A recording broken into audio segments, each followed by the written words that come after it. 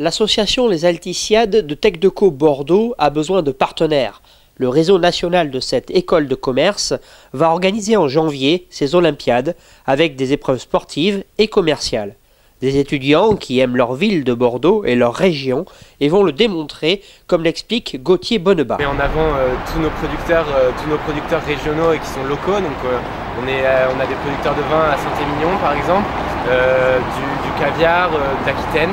Et avant tout, donc voilà, on met en avant vraiment notre ville. Tout d'abord, on cherche à être connu, parce que les gens comprennent que c'est avant tout un projet de développement personnel, et que aussi donc on met en avant la ville de Bordeaux. Vraiment, on représente une ville qu'on aime, et on représente aussi l'IUT, mais avant tout donc la région de la Gironde. C'est donc toute une équipe qui est à pied d'œuvre pour ces épreuves, comme le stand des produits régionaux.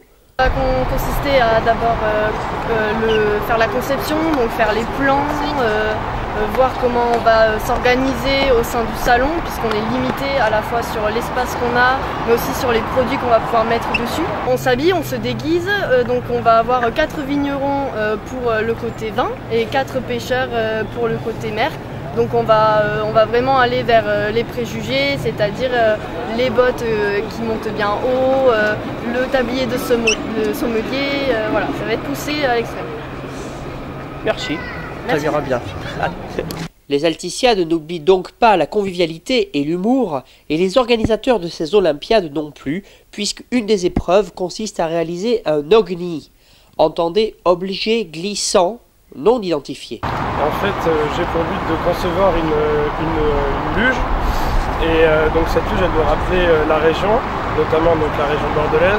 C'est pour ça qu'on l'a fait en adéquation avec notre stand, donc l'entre-deux-mer. Donc sur cette luge, on mixe à la fois le milieu ostréicole et le milieu du vignoble.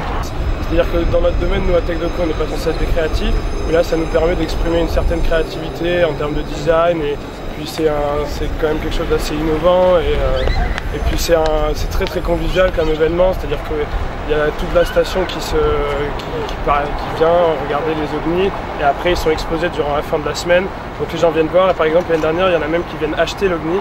Et bien sûr, les étudiants sont tous négociateurs de produits avec un responsable du premier contact et des démarchages. Là, je m'occupe de contacter les entreprises, donc d'abord de les appeler pour convenir d'un rendez-vous, et ensuite sur place, le but c'est de goûter, de parler du métier que pratiquent les producteurs pour mieux connaître, pour être mieux informés sur le salon et mieux vendre nos produits ensuite. Les étudiants font aussi appel à vous, producteurs, distributeurs et sponsors. Après, bien sûr, c'est une sorte de notoriété pour chaque IUT.